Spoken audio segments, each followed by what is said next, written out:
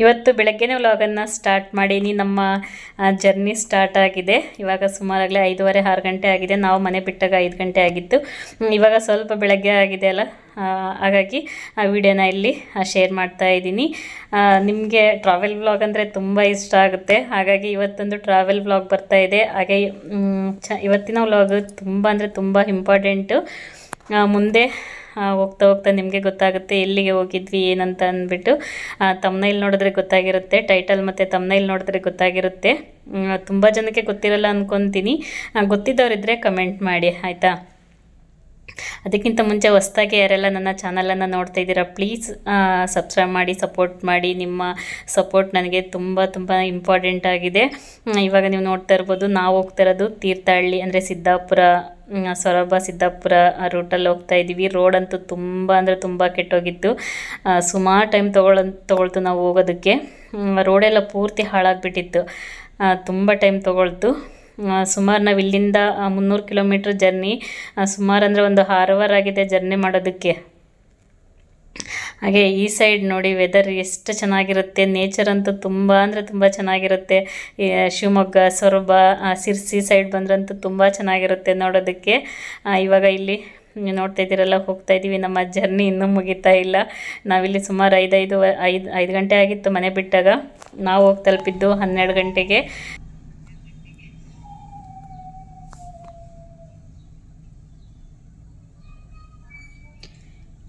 ಆ ವ್ಯೂ ನೋಡಿ ಎಷ್ಟು ಚೆನ್ನಾಗಿ ಕಾಣುತ್ತೆ ನೋಡೋದಕ್ಕೆ. ನನಗಂತೂ, ನಾವು ಯಾವಾಗಲೂ ಮನೆಗೆ ಇರ್ತೀವಿ ನೋಡಿ, ಅದರಲ್ಲೂ ಸಿಟಿನಲ್ಲಿ ಇರ್ತೀವಿ. ಈ ಥರ ಹೊರಗಡೆ ಬಂದಾಗ ಈ ಥರ ನೇಚರ್ ನೋಡೋದಕ್ಕಂತೂ ತುಂಬ ಅಂದರೆ ತುಂಬ ಇಷ್ಟ ಆಗುತ್ತೆ. ಇದು ನೋಡಿ ಕೋಣದ ಮನೆ ಅಂತೆ. ಊರುಗಳು ನೋಡಿ, ಊರುಗಳ ಹೆಸರು ಎಷ್ಟು ಚೆನ್ನಾಗಿದೆ ಅಂತ ಅಂದ್ಬಿಟ್ಟು. ಈ ಸೈಡ್ ಬಂದರೆ ಒಂಥರ ಡಿಫ್ರೆಂಟ್ ಊರುಗಳ ಹೆಸರು ಇರುತ್ತೆ ನೋಡಿ. ನೇಚರ್ ನೋಡಿ ಎಷ್ಟು ಚೆನ್ನಾಗಿದೆ, ಆ ವ್ಯೂ ನೋಡಿ ಎಷ್ಟು ಚೆನ್ನಾಗಿದೆ ನೋಡೋದಕ್ಕೆ. ನನಗಂತೂ ಈ ಥರ ವ್ಯೂ ನೋಡೋದಕ್ಕೆ ತುಂಬ ಅಂದರೆ ತುಂಬ ಇಷ್ಟ ಆಗುತ್ತೆ. ನಾನು ಹೇಳ್ತಿರ್ತೀನಿ, ನಮ್ಮೂರ ಸೈಡ್ ಹೋದಾಗಲೂ ಅಂತ ಇರ್ತೀನಿ, ನಮ್ಮೂರ ಸೈಡು ಕೂಡ ಚೆನ್ನಾಗಿರುತ್ತೆ. ತೆಂಗಿನ ತೋಟಗಳು ಮತ್ತು ಅಡಿಕೆ ಮರಗಳು ಬೆಳೆ ಹಾಕಿರ್ತಾರೆ ನೋಡಿ, ನೋಡೋದಕ್ಕೆ ಚೆನ್ನಾಗಿರುತ್ತೆ ನಮ್ಮೂರ ಸೈಡನ್ನು. ಅಂದರೆ ಹಾಸನ, ಅರಸೀಕೆರೆ, ಸಕಲೇಶಪುರ ಈ ಸೈಡ್ ತುಂಬ ಅಂದರೆ ತುಂಬ ಚೆನ್ನಾಗಿರುತ್ತೆ ನೋಡೋದಕ್ಕೆ. ನಾವು ಯಾವಾಗಲೂ ಮನೆಗೆ ಇರ್ತೀವಿ ನೋಡಿ, ಅದು ಮನೇಲಿದ್ದು ಬೋರ್ ಅನಿಸಿರುತ್ತೆ. ಈ ಥರ ಹೊರಗಡೆ ಬಂದಾಗ ನನಗೆ ತುಂಬ ಅಂದರೆ ತುಂಬ ಇಷ್ಟ ಆಗುತ್ತೆ ಈ ಥರ ನೋಡೋದಕ್ಕೆ. ಸ್ವಲ್ಪ ಹೊತ್ತು ಮಲ್ಕೊಂಡ್ಬಿಟ್ಟಿದ್ದೆ, ಯಾಕಂದರೆ ಬೆಳಗ್ಗೆನೇ ಒಂದು 2:30 3 ಗಂಟೆಗೇ ಎದ್ದಿದ್ವಿ ಅಲ್ಲ. ಎದ್ದು ರೆಡಿಯಾಗಿ ಬರೋದಕ್ಕೆ 5 ಗಂಟೆ ನಾವು ಬಿಟ್ಟಿದ್ದು 5 ಗಂಟೆ ಅಲ್ಲ, ಹಾಗಾಗಿ ಮಲ್ಕೊಂಡ್ಬಿಟ್ಟಿದ್ದೆ. ಇವಾಗ ಸ್ವಲ್ಪ ವಿಡಿಯೋ ಮಾಡ್ತಾಯಿದ್ದೀನಿ ನೋಡಿ. ಮುಖ ಎಲ್ಲ ಬಾಡೋಗ್ಬಿಟ್ಟಿದೆ. ಜರ್ನಿ ಅದು ರೋಡ್ ಬೇರೆ ಚೆನ್ನಾಗಿಲ್ಲಲ್ಲ, ತುಂಬ ಅಂದರೆ ತುಂಬ ನಿಧಾನಕ್ಕೆ ಬಂದ್ವಿ. ಈಗ ಸ್ವಲ್ಪ ಹಾಗೆ ವಿಡಿಯೋನ ಮಾಡ್ತಾಯಿದ್ದೀನಿ. ನಾವೀಗ ಬಂದು ತಲುಪಿದ್ದು ಬಂಡೂರಮ್ಮ ದೇವಾಲಯ, ಬಂಡೂರೇಶ್ವರಿ ಅಂತ ಅಂದ್ಬಿಟ್ಟು. ತುಂಬ ಪವರ್ಫುಲ್ ಆದಂಥ ದೇವಸ್ಥಾನ ಇದು. ನಾನಿಲ್ಲಿ ಹೊರಗಡೆಯಿಂದನೇ ಸ್ವಲ್ಪ ಇಲ್ಲಿ ವಿಡಿಯೋ ಮಾಡಿ ತೋರಿಸ್ತಿದ್ದೀನಿ, ಒಳಗಡೆ ಹಲೋ ಇರಲಿಲ್ಲ. ಈ ಕಡೆ ದೇವಸ್ಥಾನ ಅಂದರೆ ದೇವರುಗಳು ಇಲ್ಲಿ ಏನು ಲೈಟ್ ಹಾಕಿರಲ್ಲ ಗರ್ಭಗುಡಿಗೆ. ಬರೀ ದೀಪದಲ್ಲೇ ತಾಯಿ ದರ್ಶನ ಮಾಡಬೇಕು, ಬರೀ ದೀಪ ಹಚ್ಚಿರ್ತಾರೆ ಅಷ್ಟೇ, ಲೈಟ್ ಹಾಕಿರೋದಿಲ್ಲ. ಮತ್ತು ಈ ಸೈಡು ಯಾವುದೇ ದೇವರುಗಳನ್ನ ಫೋಟೋ ಆಗಲಿ ವಿಡಿಯೋ ಆಗಲಿ ಮಾಡೋದಕ್ಕೆ ಹಲೋ ಇರಲ್ಲ, ಯಾಕಂದರೆ ಶಕ್ತಿ ದೇವಿಗಳಿರ್ತಾರೆ ಈ ಸೈಡು. ಹಾಗಾಗಿ ಜಾಸ್ತಿ ವಿಡಿಯೋ ಆಗಲಿ ಫೋಟೋ ಆಗಲಿ ತೆಗೆಯೋದಿಲ್ಲ ಈ ಸೈಡು. ಹಾಗಾಗಿ ನಾನು ಕೂಡ ಇಲ್ಲಿ ಮಾಡಲಿಲ್ಲ. ಕೇಳಿದರೆ ಮಾಡಿಕೊಡ್ರಿ ಅಂತಿದ್ರೆ ಏನೋ ಗೊತ್ತಿಲ್ಲ, ಆಮೇಲೆ ನಾನು ಮಾಡಲಿಲ್ಲ.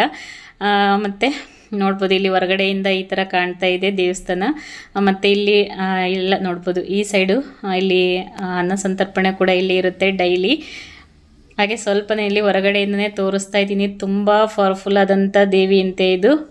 ನಾವು ಫಸ್ಟ್ ಟೈಮ್ ಇಲ್ಲಿ ಬಂದಿದ್ದು. ಮತ್ತು ಇಲ್ಲಿ ನಮಗೆ ಏನೇ ಕಷ್ಟ ಇದ್ರೂ ನಾವಿಲ್ಲಿ ಕೇಳ್ಕೊಂಡ್ರೆ ನಮಗೆ ಪರಿಹಾರ ಆಗುತ್ತೆ ಅಂತೆ. ಏನೇ ಒಂದು ಕಷ್ಟ ಇದ್ರೂ, ಮದುವೆ ಸಂಬಂಧ ಇರ್ಬೋದು, ಹಾಗೆ ಮಕ್ಕಳ ಸಂಬಂಧ ಇರ್ಬೋದು, ಏನೇ ನೀವು ಸಾಲ ಮಾಡಿದ್ರೂ ನೀವು ಇಲ್ಲಿ ಒಂದು ಸಲ ಬಂದರೆ ನಿಮಗೆ ಪರಿಹಾರ ಸಿಗುತ್ತೆ. ಮತ್ತು ಏನಾದರೂ ಕೆಟ್ಟ ದೃಷ್ಟಿ ನಮ್ಮ ಮೇಲೆ ಆಗಲಿ, ನಮ್ಮ ಮನೆ ಮೇಲೆ ಆಗಲಿ ಬಿದ್ದಿದ್ರೂ ಕೂಡ ಇಲ್ಲಿ ಒಂದು ಸಲ ನೀವು ಬಂದರೆ ಇಲ್ಲಿ ಪರಿಹಾರ ಆಗುತ್ತೆ ಅಂತ ಹೇಳ್ತಾರೆ. ತುಂಬ ಚೆನ್ನಾಗಿದೆ. ಮತ್ತು ಇಲ್ಲಿ ಹೇಳಿಕೆ ಕೂಡ ಆಗುತ್ತೆ, ಹೇಳಿಕೆ ಆಗುತ್ತೆ. ಇಲ್ಲಿ ಶುಕ್ರವಾರ ಮತ್ತು ಶನಿವಾರ, ಭಾನುವಾರ 3 ದಿನ ಇಲ್ಲಿ ಹೇಳಿಕೆ ಆಗುತ್ತೆ. ಹಾಗೆ ಅಮಾವಾಸ್ಯೆ ದಿನ ಅಂತೂ ತುಂಬ ಅಂದರೆ ತುಂಬ ಜನ ಇರ್ತಾರಂತೆ ಅಮಾವಾಸ್ಯೆ ದಿನ, ನೋಡ್ಬೋದು. ಇವಾಗ ನಾವಿಲ್ಲಿ ಹೇಳಿಕೆ ಆಗಿತ್ತು ಇವತ್ತು, ನಾವು ಕೂಡ ಕೇಳ್ಕೊಂಡ್ವಿ, ದೇವಿ ದರ್ಶನ ಮಾಡ್ಕೊಂಡ್ವಿ.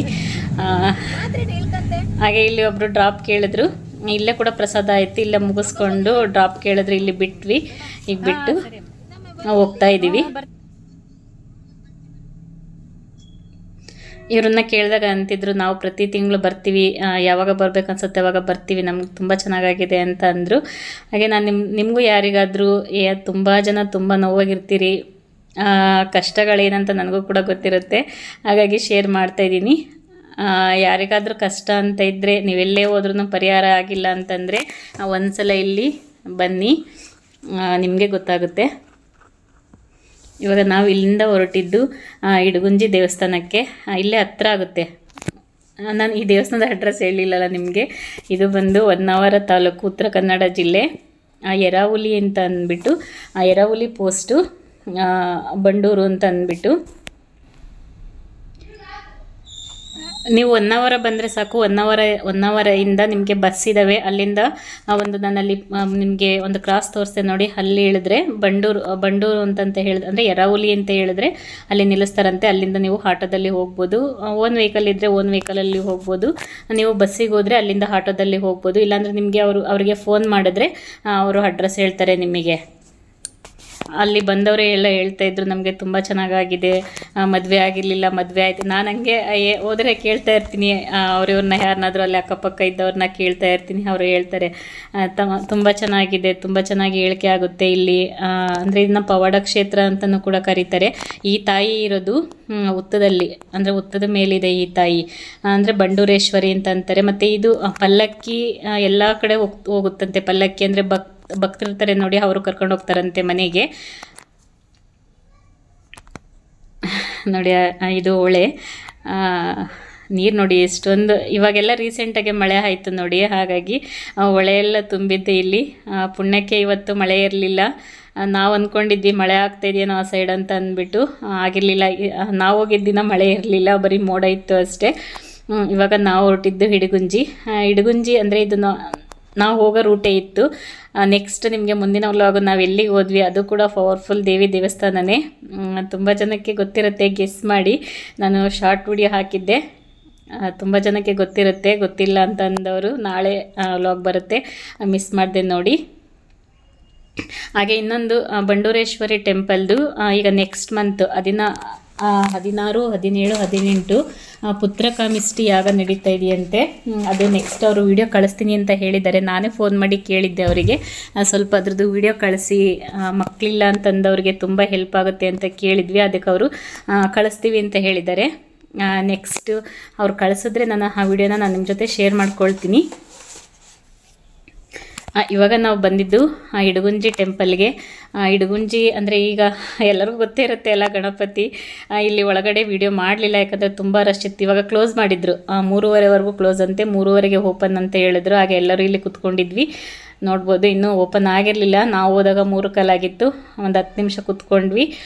3:30ಗೆ ದೇವಸ್ಥಾನದ ಬಾಗಿಲನ್ನು ಓಪನ್ ಮಾಡಿದರು. ನೋಡ್ಬೋದು ಎಷ್ಟೊಂದು ಜನ ಇದ್ದಾರೆ ಅಂತ ಅಂದ್ಬಿಟ್ಟು. ಹಾಗೆ ಗಣಪತಿನ ದರ್ಶನ ಮಾಡಿಕೊಂಡು, ನಾವೇನೇ ಕೆಲಸ ಮಾಡಬೇಕಂದ್ರೂ ಗಣಪತಿ ಆಶೀರ್ವಾದ ಇರಬೇಕಲ್ವ.